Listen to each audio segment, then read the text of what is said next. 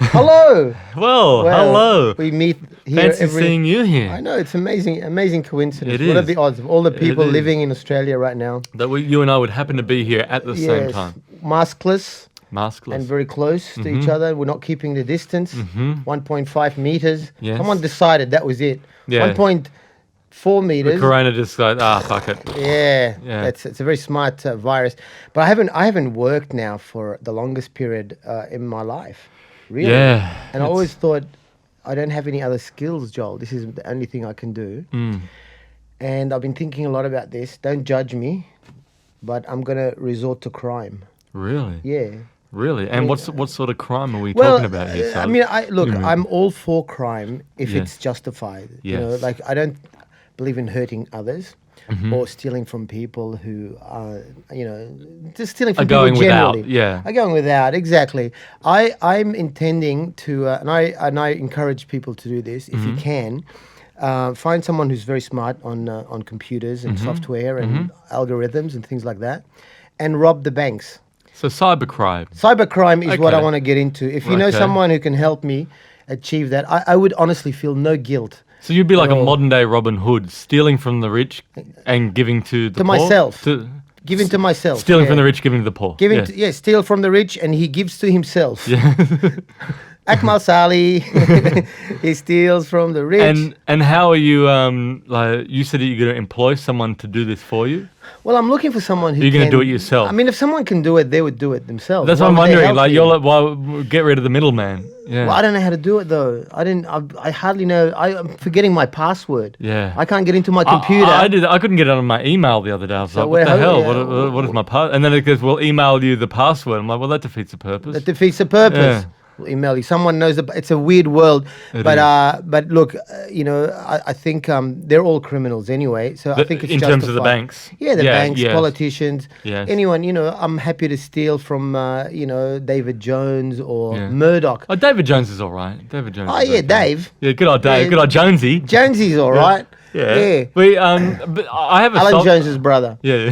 He's done a lot better. I have a soft spot for David Jones. Do you Because really? my grandma, when she moved from the country to Sydney, Yeah. she was taken there when she was in her To late David Jones? in her late teens. What, and she- left there? Yeah, yeah. Wow. David's going to look after you now. Yeah, And- living in the bedding. And she had department. her original. I remember when I was a kid, she showed me the original card, and it was like in like double digits was the card. So Oh it was- really? Well, yeah, it was that well, leave one. David Jones alone then. Yeah. Thanks for telling me that. Yes. Because I was about to Oh, no, thanks. suck them dry. Yeah. And going into the David Jones building on Elizabeth Street, Oh, it's like yeah, a time. yeah. It's like going back in time. You got these, Today's show is brought to you by David Jones. Jones. We don't get anything. No, nothing from them. No, nothing from them. Maybe Maya. Yeah. Rupert Murdoch. Rupert Murdoch. If I can access his account and siphon his account, He probably not wouldn't of everything. No, nothing- he probably wouldn't even notice. He's got billions. He Like, wouldn't he's not notice. gonna He wouldn't notice. I would No. pay my mortgage and I would give some to, my friends and Yep. well wishers, and no one would be hurt. Yeah. I don't see a problem with that. No. And, because he would probably started his career stealing of others, but Sure, sure. less. So I think it's perfectly Well, justified. yeah, I think you're onto something there. However, it's just the execution of So how you're Mr. going to do this. Sensible will come in with however, which spoils Well, everything. Well, but I think it's a noble cause. It would Noble cause. It would make for a a lot of people would say that Robin Hood was a noble cause, right? Yeah, he was. He was a noble cause. So yeah. you are like the modern day Robin Hood. I'm- However, yeah. It's always a I just however. don't know how you're going to execute this. Well, this is where my plan falls to the ground. I have no way of. Do you know anybody in IT or in Yes, computer? You do? Yes, I do. I do. Okay. Have you discussed this? with Michael them? Wilson, you've Okay. met him. Yeah. He's a genius. Have with you discussed computers. this with Michael? No, I haven't. Okay. Because he refuses to talk to me. We haven't been friends for a while. What are and, your thoughts on during this coronavirus, though? People doing scams, yeah, cyber yeah. scams. No, I don't like scams. When they've been taking people's superannuation. No, that's bullshit. That's taken from the poor poor and giving to themselves. Yeah, yeah. No, that's actually criminal. Okay. They should go to jail. So punching up is what you're saying. Punching up, always Yes. punch up. Up, Like comedy, you punch up. Punch up. And when it comes to money, Punch up. punch up. Yep.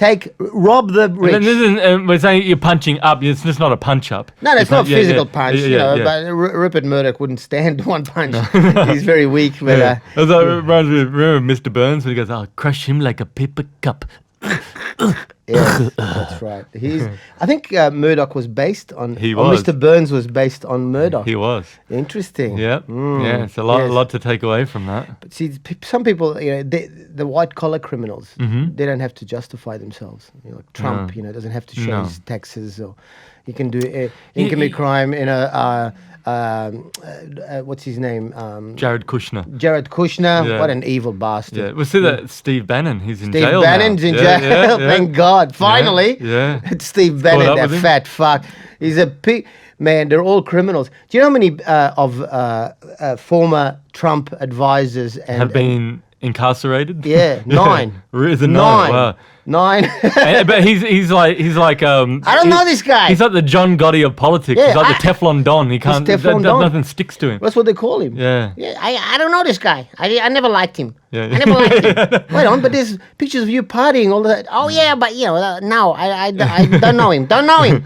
Did you see the Roger Stone documentary? Yeah. So But same with him. He went away, Wow, he's a weird-looking character, isn't he? And he's got the tattoo of Nixon on his back. Fuck weird. Yeah. See, that's. But he's one of those, like, he's one of the people that's what's wrong with. You know what they're going to do him in jail? They're going to take his pants off and tattoo Obama on both cheeks.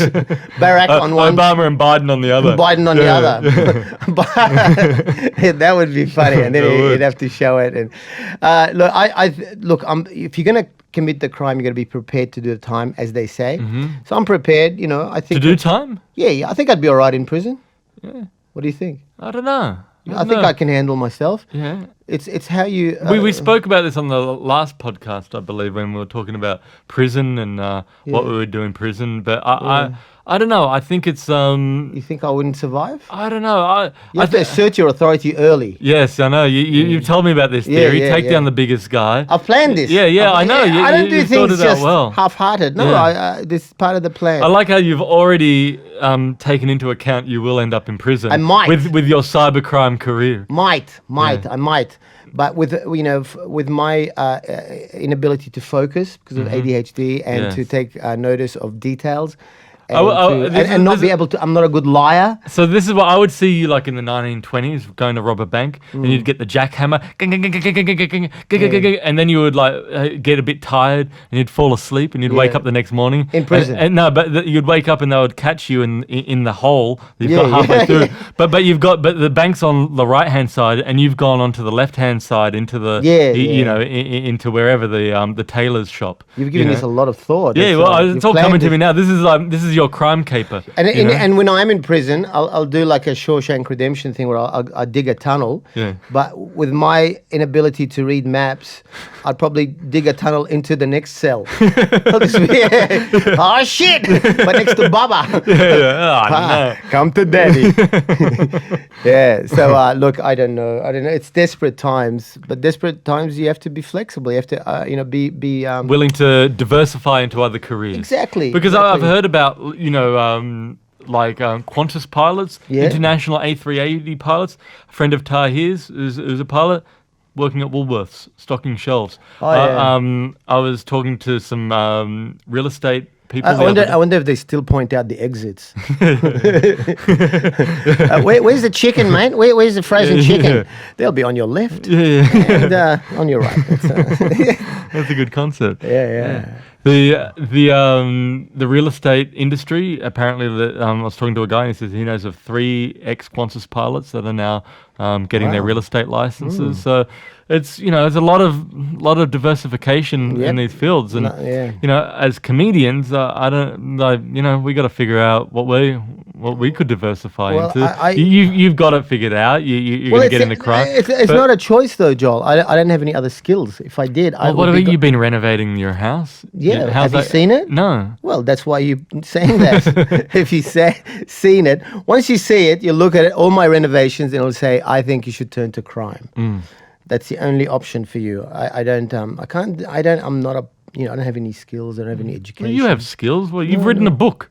That's yeah. There's skills involved in writing a book. Yes. The Life of Akmal, very funny book. I've read it. I read it years ago. Have we talked about the book? No. We haven't. No. I wrote a book because they asked me to. Random House rang me. Random House, yeah. Years ago and said, we'd like you to write. They're a very reputable publisher. Can't get better than Random House, man. Yeah. Random House rang me and said, we'd like you to write your autobiography.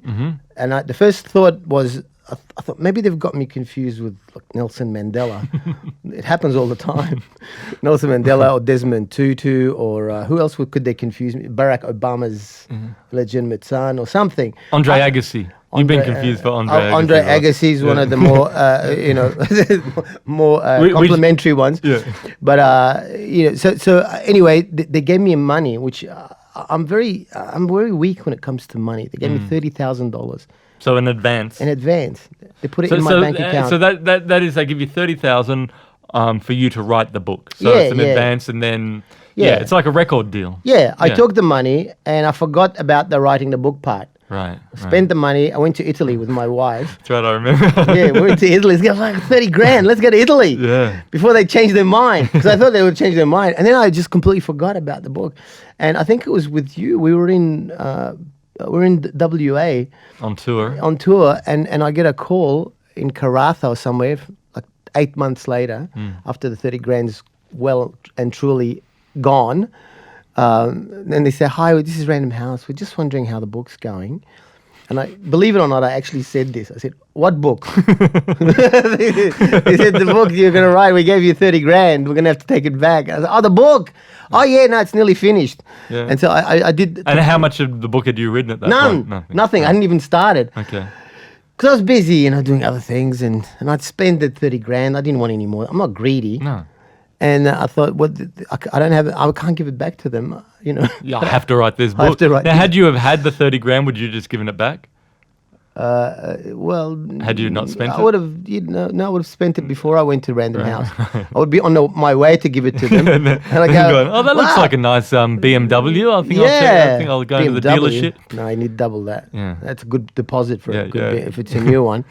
But no, so the book was released with great optimism, and it just it was a great book. You were very revealing in the book, yes. and I did have, knowing you, there were some laugh out loud moments in there for myself. Yes. And I thought it was a valiant effort. That book. Well, yes, you and the 7 others that bought the book really enjoyed it, but other than that, it was. It was released at the same time as Ando's book, The Happiest Refugee. Yeah. And I thought, I'm going to kick his ass. Yeah. Ando, refugees, pirates. Yeah. Right, he's got pirates in his book, as if people are going to fall for that. And boy, is my face red. He sold like 2 million copies. I sold 7. Yeah. But your book has been put to good use in the A-list office. Look, nothing gets wasted here at A-list. What were your thoughts when you walked in and you sit down in your manager's office to talk to him, and then you look at his monitor and you go, oh, wow, he's got his monitor stacked up on a heap of books. Yeah. And then when you look closely, it's written me. on that book It's my head. It's Akmal. And they're using it to prop up speakers. Yes. Mark in accounts has it for putting his laptop on top of it. It's used as a doorstop. Yeah. It's used as a weapon. It has been used as a weapon. And I said to this girl took a bunch a few months ago, and I said, why are you taking my books? She said, well, toilet paper is very rare. It's very hard to buy at the moment. And I thought, well, look, I don't mind as long as it's being put to some use. It's not being wasted. Yeah. It's not wasted. It's and people will look and remember my face. Yes, they will. Look up at memorable face. Yeah, in that moment. Look how well those speakers are sitting there on his face. It's a great book. I stand by the book, having read it. You stand on the book to look taller. I stand on the book. And I highly recommend it. Anyone listening, it's called The Life of Akmal. Yes. And it is a great read. And so, like, well, not surprisingly, but I think to some people they'd be surprised how honest you are in that book. Yes. And it gives a real, for me, it's got laughs and all of that, but it really, you didn't hold back in giving a real insight into your upbringing, Yes. your relationship with the Coptic Orthodox Church. Yeah, lots of stories. In fact, you got a call, I remember, from one of the bishops from the church after the book was released. No. It was during Nova. Kitty Flanagan was a guest on our show. All right. And she had this routine about, when she goes, when she was young, she used to go to confession and then she'd make things.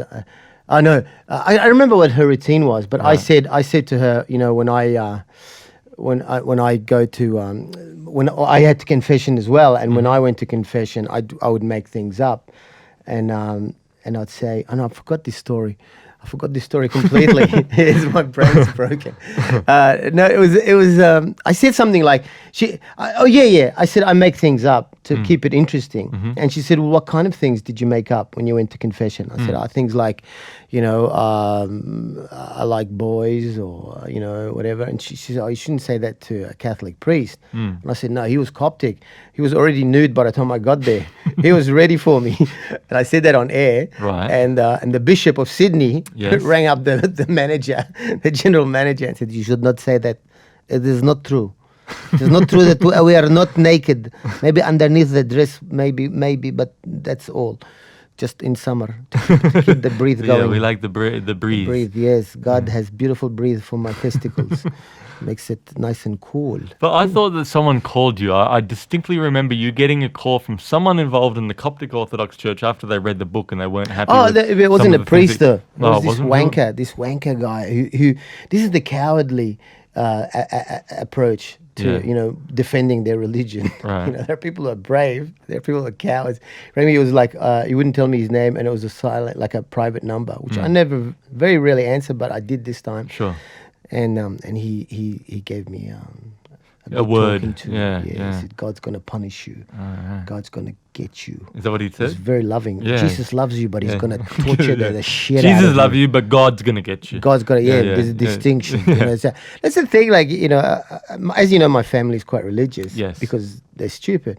Not stupid, but, But come on, your wife's not stupid. She's very intelligent. But she's not religious. But she's of a Christian faith. Yeah, kind of. Not really. No? No, I don't know. I don't know. Well, this is where my argument falls to the ground. Kate is. Look, she's a very spiritual person, but she is of that. Of that faith. Let me define what I think people of faith. And I'm not talking about religious, spiritual people who believe in the God of nature, or that you should, or the idea of karma, for example, makes sense to me.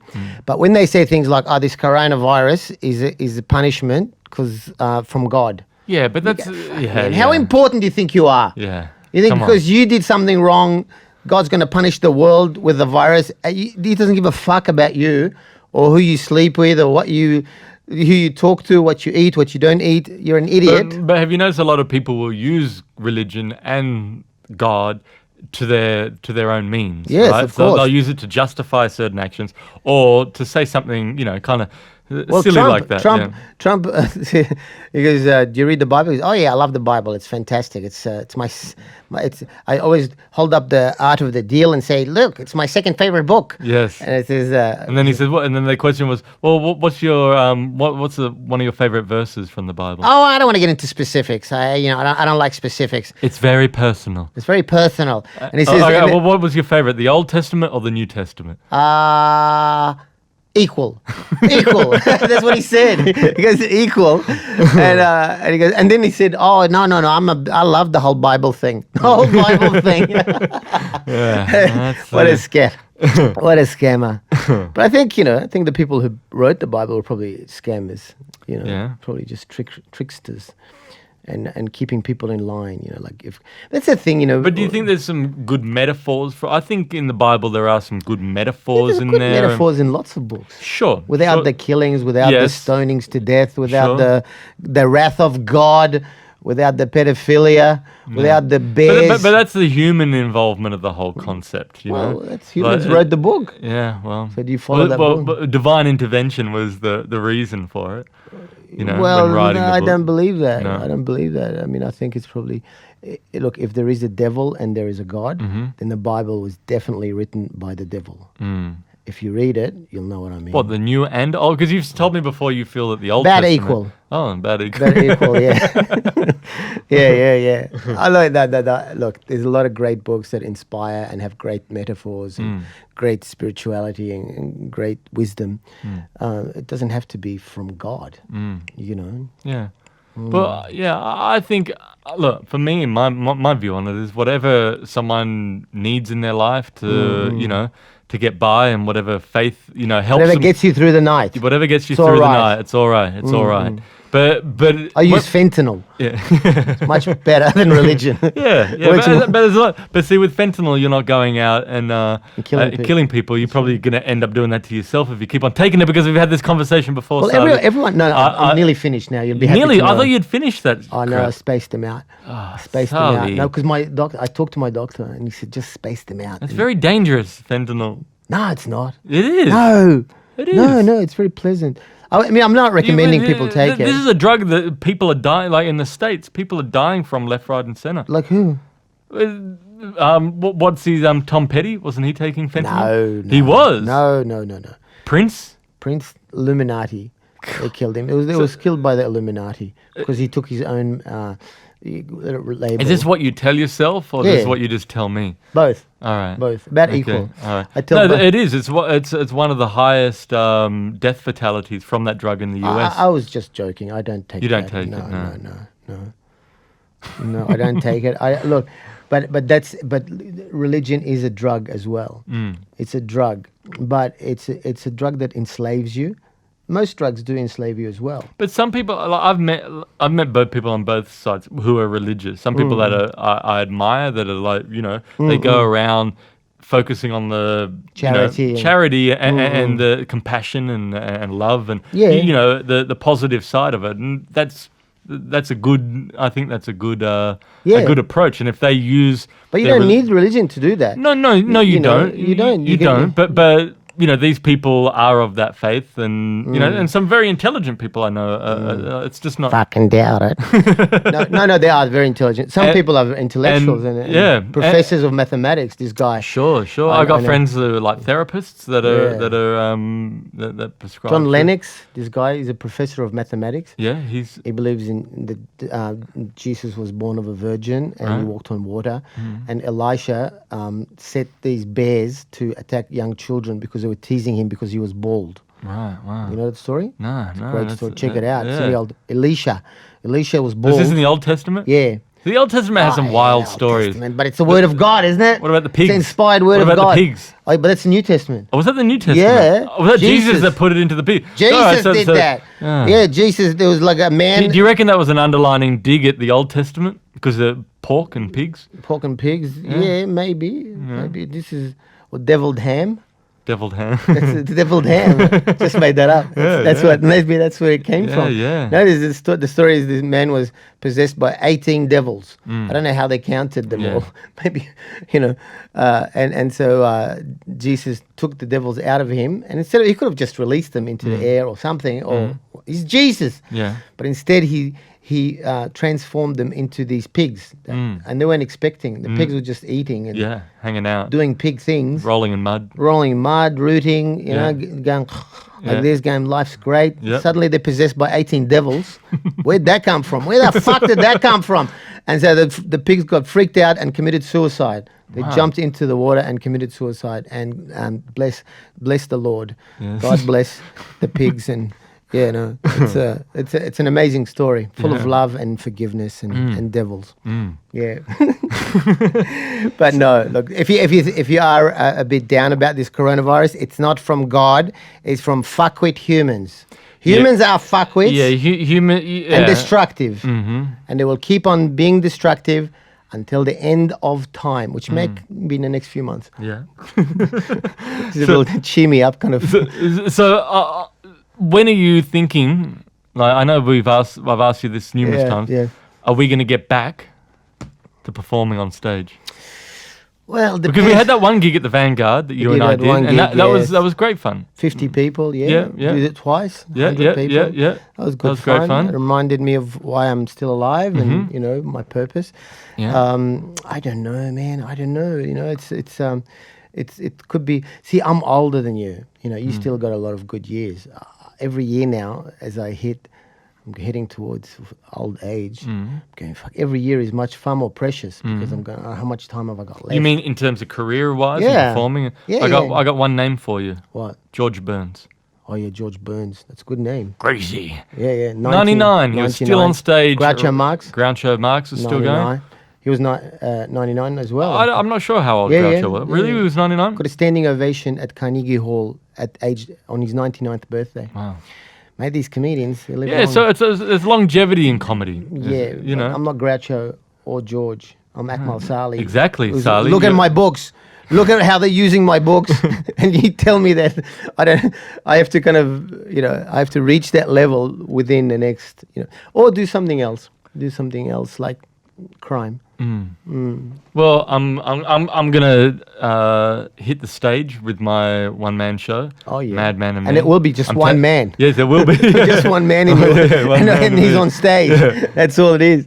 At the Vanguard, where we did the gig. This show you've been doing for a few years now. Well, yeah. I've been honing it. Well, every time I've seen it maybe 10 times. Every time I've seen it, it's just got better and better and better. And it's an amazing show, actually. It's more people should see it because you put a hell of a lot of work into it and you got work ethic. Yeah. What's that like? Well, this show does need that. It needs that because it's a true story, Yes. It's a story of me and the amazing Jonathan. Yes. Story of this young kid that befriends this older man. It's not about what you're thinking it's about. Yeah. No Catholic priests were involved in this one-man show. Yes, it's not a Michael Jackson, Kevin Spacey story. No. It was just this odd kind of friendship between. Well, he was like in his 30s and you were 18? No, when I first met him, I was 12. You're 12. Yeah. Oh, this is getting weird. I don't want any part of this. But I was like the one like pursuing him. I was like I was blown away by. You're blown? Away by the show. Man, this is very. Gotta be careful. By the when I saw my dad took me to see him when I was 12 years old. If for the younger kids who don't know, Amazing Jonathan was a huge comedian in Australia in the 90s. Yeah. And he was one of the funniest people I've ever met or seen. Probably the most difficult personality also. Because you toured with him. Toured with him, for a few months. And on a national theatre tour. Yeah. And you were selected as the opening act. I was very lucky. Yeah. It's the first time I actually performed in theatres and I thought, wow. This is nice. No one's chucking shit at me, and the TVs aren't on, and the Keno sign's not flashing in my eyes. But he was a brilliant comedian, but a really kind of and you obviously at age 12 you saw him and you're obsessed by him because you're into magic then. Because of that, like comedy and magic. I was just like I'd never seen someone just destroy us. I've never seen live comedy before, but of that caliber and that impact. It's not magic like Copperfield or Siegfried or Roy. He actually makes fun of the whole magic thing where he reveals a trick and like the magic is a means to a joke. It's a means to the humor, but he could have been funny doing anything. It's just great timing and he had funny bones. And you just followed him. Yeah, so I saw Like the a puppy. show. Yeah, and I went to. Someone told me where I called up his the management to find out where he was staying, and he was staying at the Siebel Townhouse. So I went and waited outside the Siebel Townhouse for him. With binoculars? I was just standing there waiting for him that morning. So when you're a 12-year-old kid, you think that's what you do. You just go wait outside someone's hotel and say hi to them. But if you're an adult? When you're a kid, it's endearing, but when you're an adult, it's stalking. It's stalking. Right? So lucky you were only a kid. Yeah, so it was, but he never. Little did I know he rarely got up before noon. So I called up in the hotel and found out if he had a fan club or his manager at the comedy club that he was performing at up in King's Cross, the Hyatt Kingsgate here in Sydney, and he gave me his legal name, Jonathan Zealous. So I called up the Siebel Townhouse. Were you zealous? Yeah, very. I'm feel jealous. Yes. Zealous. Sorry. Yeah, zealous. No, but then basically it's an amazing story. If it's the show really covers the whole story from beginning to end. Yeah, a large spectrum of. And it's quite it's an amazing, like, you would not believe what has happened since that initial meeting. Yes. You ended up working with him and then managing him and Moving then to the States. and then taking control of his entire empire. Yeah. You know, and then all the crazy crap that happened in between too, with LA being faced down the street by the LAPD, drug deals and junkyards at 1:30 a.m. Oh, yes. A plane rolling over, drug dealers and hitmen, and it was, and then full on and then life in a very fast lane. Yeah, but also the opportunity though to meet comedy legends throughout that time that I was with Jonathan. Yeah, and Robin Williams. Lucky. A lot of my friends have met Robin Williams. You, Anthony Murr, Gary Eck. Yeah. Gary Eck worked with him. He was on Happy Feet too. Yeah, that's right. Yeah. I didn't meet him. I won't meet him now because he's. You would have got along well with him. I would have loved him. Yeah. He's a lovely guy, really. But you get that impression. Yeah. But one of those people that genuinely has your full attention when you're talking to him. He wasn't a shoulder talker or looking for someone. Like, he genuinely was engaged. But you get that impression, and as opposed to say Ellen DeGeneres, who when you're talking to her, you feel like she's going to stab you with something sharp. With a maniacal grin. Yeah. George Bush's friend. Oh man. I would have loved to have met him. So you would have met a lot of. You met Copperfield. Yeah. Went to his house. Yeah, Copperfield's house, and got to meet all these legends of comedy that I grew up. George Carlin. Yeah, that I grew up watching and admiring, and Jerry Lewis, and. Now, I can vouch for this show because I've seen it grow, and it's a very entertaining. And some people watch it and go, he must be exaggerating, and I know for a fact that everything you say happens. Yeah, well, it's extraordinary. I wanted to keep it truthful, keep it really. It's always best though. Yeah, people censor if you know. I didn't want to embellish or make Well, I don't think you needed embellishing. No, man, I don't think you can embellish it if you really tried. But you know what's interesting with it? You've seen it 10 times, Akmal. One of the things is people have a hard time describing what the show is, because even in the reviews, like in Adelaide, it says the show defies description. Because you performed in predominantly comedy festivals, so people are expecting stand up. Yeah, and it does have comedy in it. However, it's very funny. It's a very funny show, but it's not a stand up show. It's like a play, a one man play. Yeah, really. Isn't it? Yeah, well, although you do break out of every now and then. Yeah, well, I wanted to kind of take the audience on a kind of theatrical journey through this story, right? And so I have the screen behind me that has photos throughout the my time with Jonathan. To sort of give a kind of visual insight. There's actual magic. Actual magic and made up magic and there's music. Everything. Dancing girls. Yeah, dancing girls. But it's Dance for me. But it was it's a very personal. It's probably the most personal thing I've ever shared on stage. Yeah, because you talk about your family. Some of the stories about your family are hilarious. Makes me look like I've had a normal family. Not really, no. No, I can top you. No, there's some funny stories. Yeah, so I'm looking forward to bringing that to doing that at the Vanguard. And, it'd be good to get up and perform. And the limit is 50 people. So is it also sold out? I think there's still some tickets available. It's September 5th that I'm doing it for anyone who's in Sydney that's not quarantined, in other states. We don't want your diseases. Yes. If you got coronavirus, just stay home. But the good thing is with this gig is that they are employing all the restrictions for it to meet the criteria of the current New South Wales restrictions. I'm not sure. I don't know. I don't know what. They got 2 masks, depending on how well you're going. There's one with a smile. Another with a frown. With a frown, The classic, the theatre masks. Yes, that'll be good. Yeah. So you can look out and go, I'm not doing too bad. Yeah, it's not too bad. A few frowns, but mostly smiles. Yeah. But I'm just looking forward to performing it again. Getting it up on stage, because I did it in Adelaide at the beginning of the year. The festival. You got 4.5 stars. It was Yeah, it was. That was a good- It was a nice. Yeah. And it's hard to get in Adelaide because there's like 2,000 shows. Yeah. So yeah, at the Vanguard. Actually, no, it was 4 stars. 4 stars. 4 stars. Yeah, I don't want to embellish gave you it. the extra Yeah, half. thank you though for Yeah, that yeah. extra half. Alright, just chuck it in. Half of the stars. free of charge. Yeah. I'll chuck it in.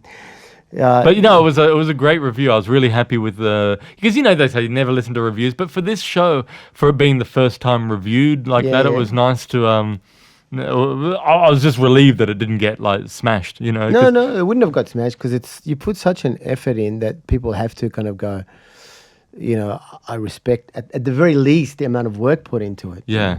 But yeah, I'm looking forward to seeing it again. Yeah, well, it'll be good to have you, back there again. And Jonathan, yes. the subject of the show, Yeah. is in America, and, Yes. and he's a bit ill. Yeah, he is. He's very ill. But I was lucky to. I had a. But he does make an appearance. Yes, a magical. Strangely, yeah. and he saw the show. Yeah. And I was a bit on edge, you know, with him seeing the show. Thinking, God, I hope he likes it, you know. And he couldn't have been more rapt. Like he was just so. He was just full of a lot of praise for it, which and really and moved by it as well. So it was nice to. It was nice to have that kind of recognition from him. You know, It's about him. Yes, Of course about he him. enjoyed it. Yeah. It's like talking to Trump about his life. Oh, let me, yes, okay. Yeah, but you know, there was a fear there from me thinking, shit, I hope, because I do reveal a lot about him, and it's Yeah. very But personal. he's the kind of person that didn't really conceal much about himself. He Yeah. openly talked about his drug taking, and Yeah. his murder charges, and dealing crack to people. No. He's quite an open person. Anyway. Yeah. Look, most good comedians tend to not worry about their reputation. Yeah. It's yeah. only the mediocre people or politicians or people with respectable jobs who say, I don't want this to be known about me. I've never heard a good comedian say, an please, open book. Yeah. Can you not Yeah. say this about me? Because Yeah. they usually tell the audience anyway. Yeah, They sure, tell the audience sure. the most intimate secrets. Sure, you get that insight. Yeah. But then there's people like George Carlin who didn't reveal a lot about himself, but would be, but you could get a sense of who he was through what he was saying. Yeah. And he was like someone that could be very, on stage, very brutal with his, cutting. cutting. But in real life, one of the nicest people. But you can see that. So you get a sense of him through his performance too. If you don't know, if you don't know kids, if you don't know George Carlin, look him up. Brilliant. Yeah. He's like him and Richard Pryor are like on the Mount Rushmore of comedians. Yes, like, exactly. Like at the top of the mountain. Got their heads there. Yeah. Yeah. Who else would there be? There'd be Lenny Bruce would probably Lenny Bruce would be up Lenny there, Bruce, Richard Pryor, Yeah. George Carlin. Seinfeld would be in the kiosk. Just going, What is it about this? Why do we have fingernails? I don't know. Yeah, who else would be at the top there on the Mount Rushmore? We were talking about stand-up comedy here. Stand-up comedy, yeah. The big ones would be George Carlin, Richard Pryor, Lenny Bruce. I would have included Cosby, but people who look at that big head and go, "Ooh, it doesn't give good head." Chipped away. Yeah. No, I was never a big fan of Of Cosby? No, No. I was never a fan of Cosby. He was too clean cut. You know, I'm always, as I said earlier, I'm always suspicious of clean cut people, people who are highly regarded, or try to teach me how I should, treat my kids. Yeah. Read book. This is how you should treat your kids. Fuck off, you rapist. Why don't you put that in the forward? So I never. I know you were, and a lot of people love him. Well, Cosby, I saw him live years ago in Vegas. He's a bit too. Clean, but he's a very good storyteller. Yeah, and very, so what? but someone like Pryor, I was always like his records. level. I was always warmed more to that. Like, differently. He's a real comedian. The other Yeah. guy's just comic actor. But very at good best. story. I thought he was a very good storyteller in his Yeah, material. yeah. Cosby was. Yeah. I read his court transcripts.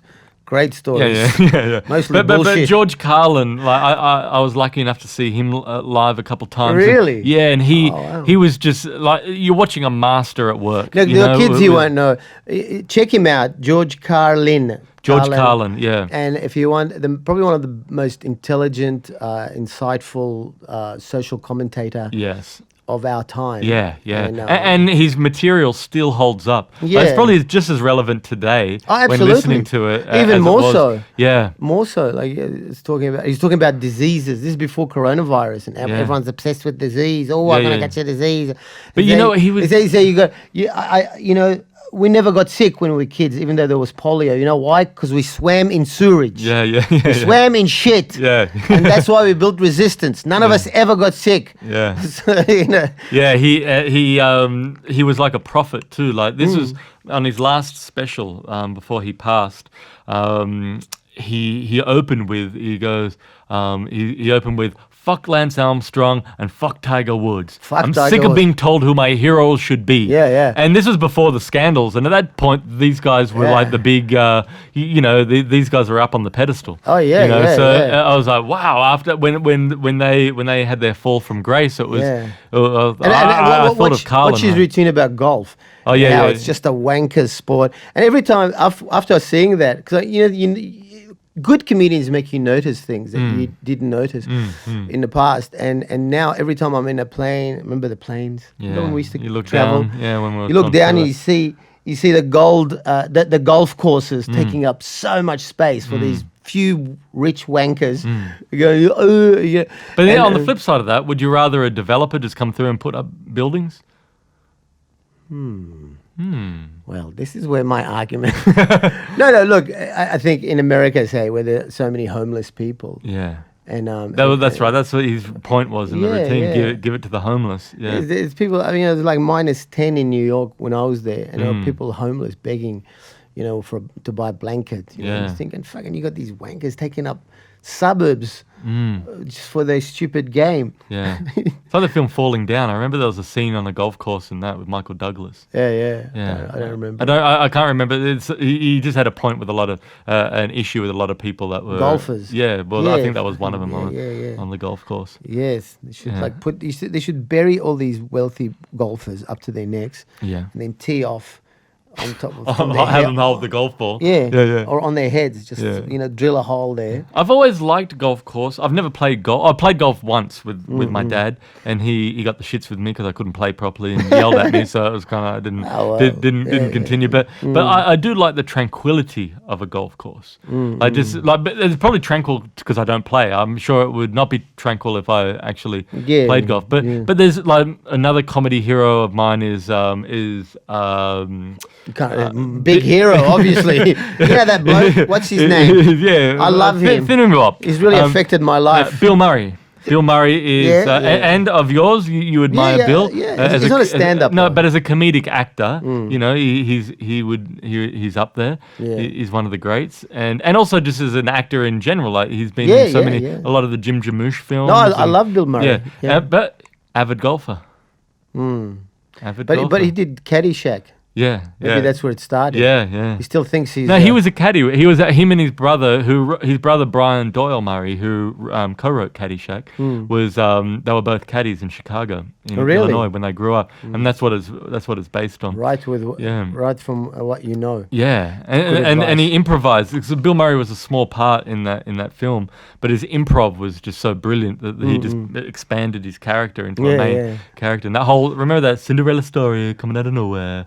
That whole I'll have to watch it. I haven't watched it since I was like 14. I love that. I saw it in the movies. That was actually the first video cassette I ever bought because my dad loved it, and I bought it for him from a video store in Lane Cove and Caddyshack. And I remember the guy got in an argument with the girl at the video store because she was saying, "You can't sell videos, you can't sell videos," and I was like pleading with him to buy it, so he sold it to me and gave it to Dad, and Dad was just so rapt that he had sold it a rental video. Yeah, like they would rent it, and he took it because you couldn't remember the time you couldn't buy videos back then. And they closed down a week after because people were going, "You got Caddyshack?" No, we don't. We sold it. We're sorry about What? that.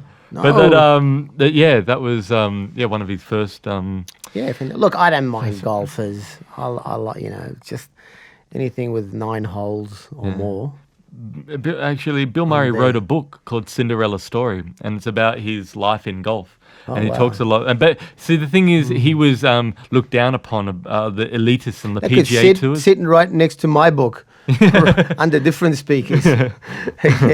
But it was No. a good read, an interesting insight into his childhood and how golf has affected him throughout his life. He's a good and- example of someone who never looks like he's trying hard. Yeah.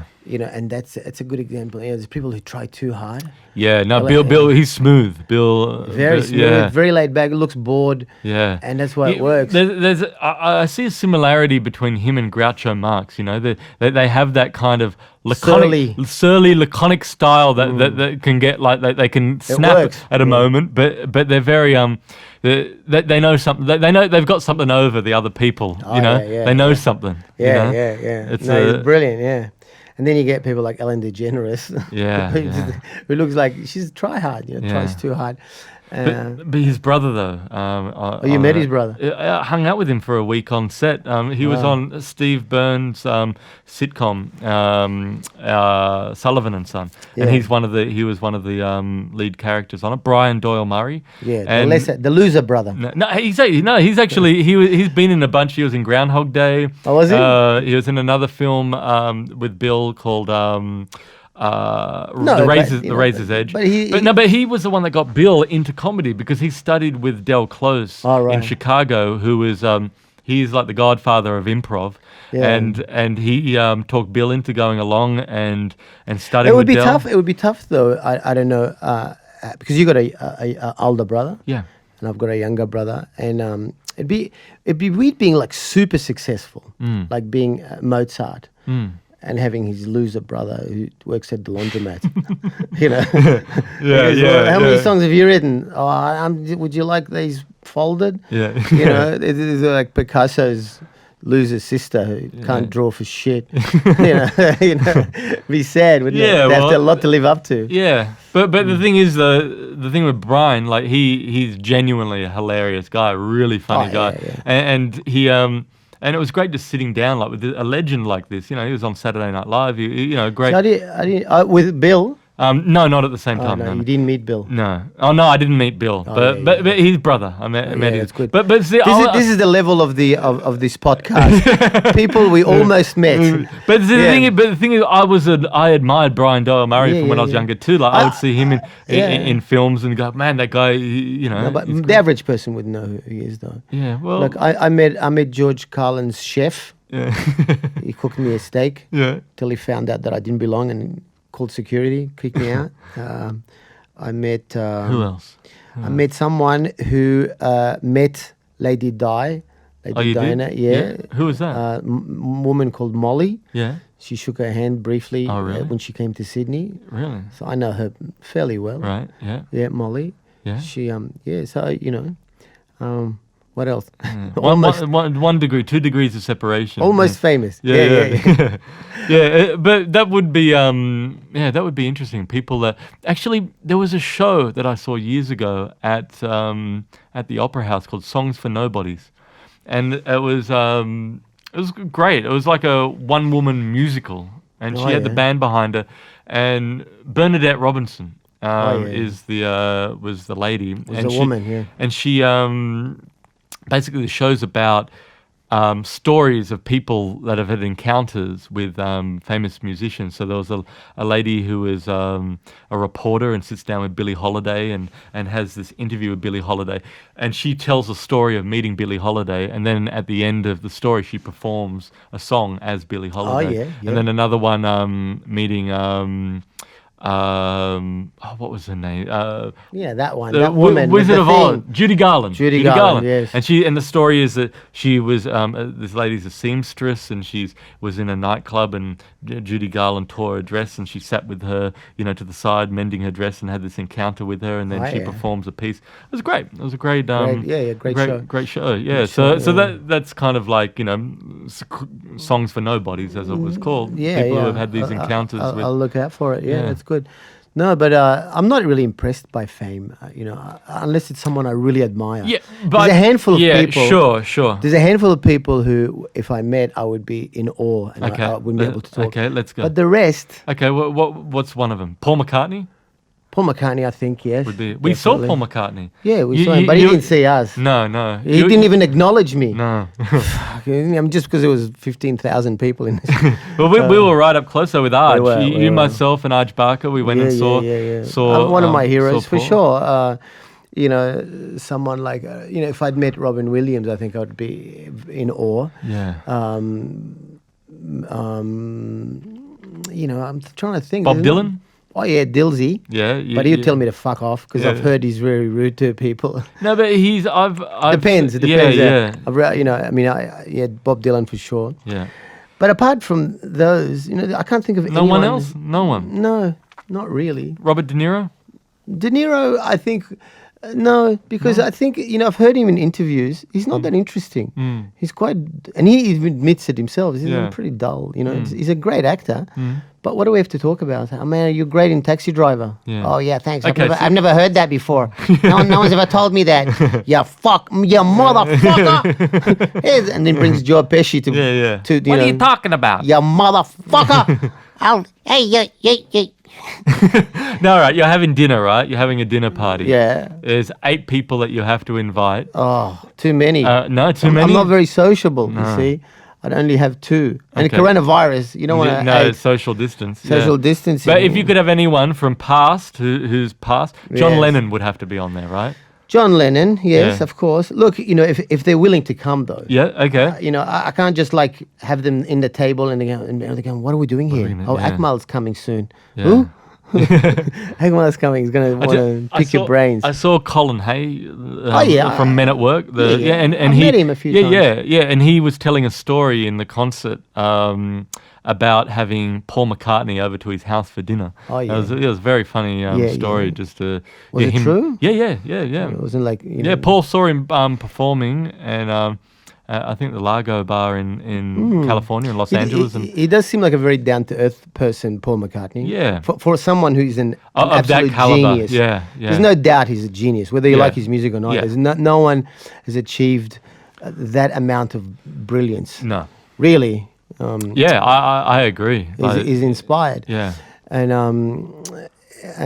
Oh, come on. he would intimidate me. I know who you'd like to have over for dinner. Who?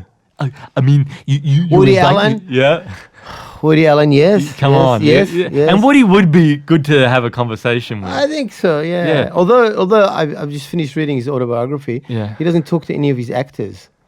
He says, If I don't need, he narrates the book himself. I Yeah. listen to books because I Yeah. can't read.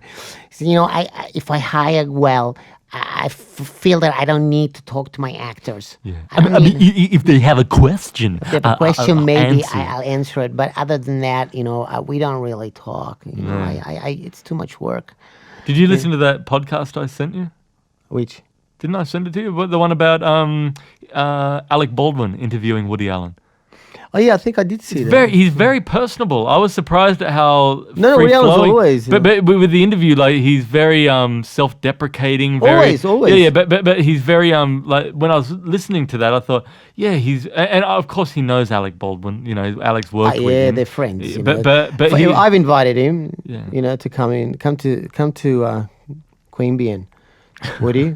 No, I don't think I can. It's very cold. Very cold, but it's very but he lives in dreary. New York. Yeah, but in New York, you got the buildings, Air You can- conditioning. I love Yeah. air conditioning. Yeah. Yeah. So, Okay, all right, so you got John Lennon, Woody Allen, Paul McCartney. they're all big. They're all legends. Yeah. I'm talking about like fame. Like So there's a difference though. These guys, like, I think they would have been fine without the fame and just doing what they do, right? They weren't.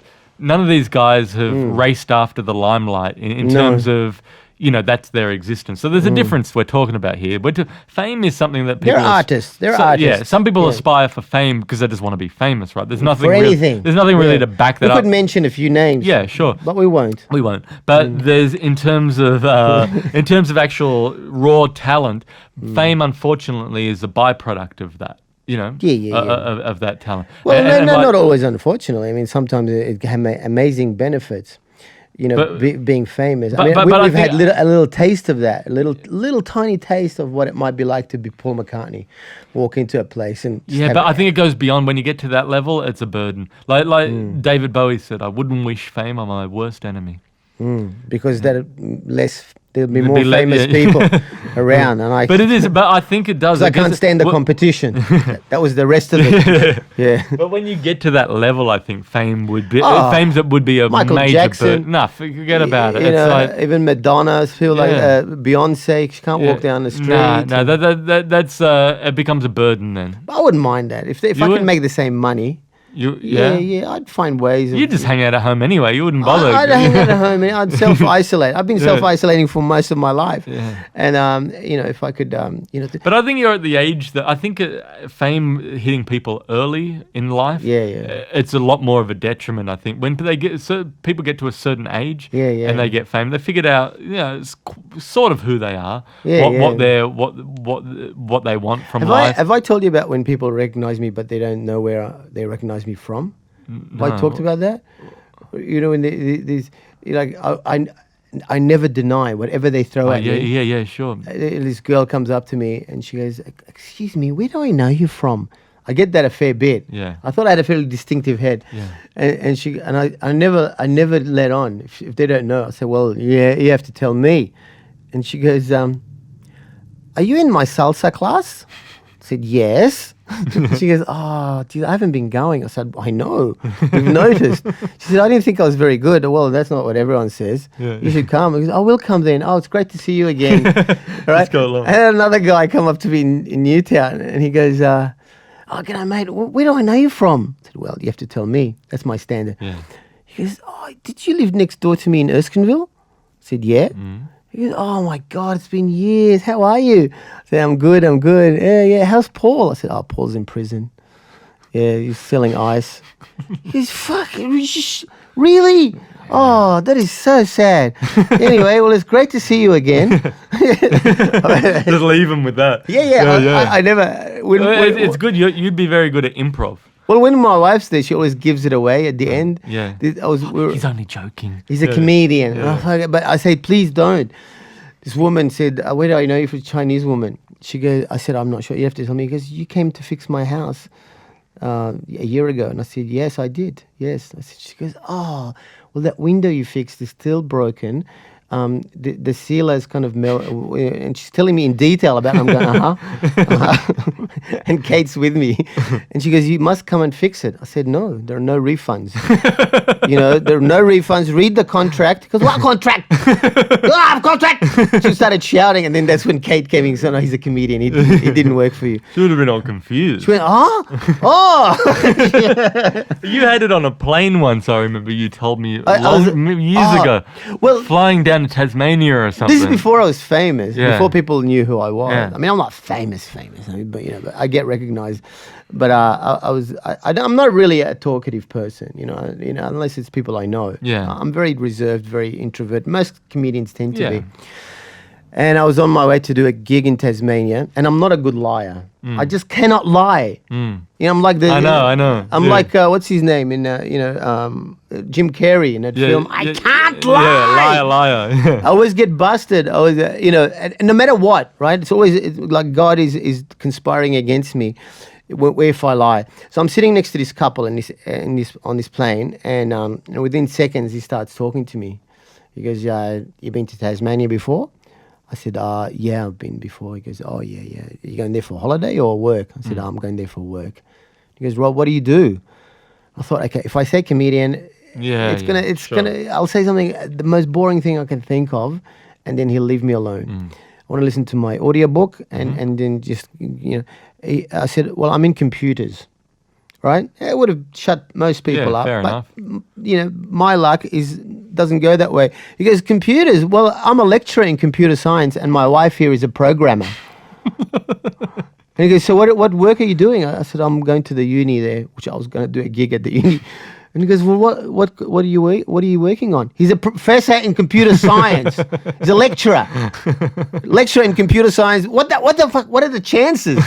And I said, "I don't know nothing about." I mean, I couldn't even find the words to bullshit. Yeah, This sure. guy knows everything about computers. I know fuck all. Sure. And this is back in the 90s. Or maybe early 2000s. So computers were relative, and I said, "I'm in computers." And he goes, "So what are you doing for the university?" And I said, "Oh, I'm changing their system over." And he goes, him and his wife look at each other, and he look at me. And he goes, "What? They changing? What do you mean you're changing the system over? What system are they using?" I said, "Well, they're using the old system. I'm changing it to the new one. I have to listen to my audiobook now. I put the headphones in." This was after September 11th, so probably thought he's fucking mental Arab guy is going to hijack the plane.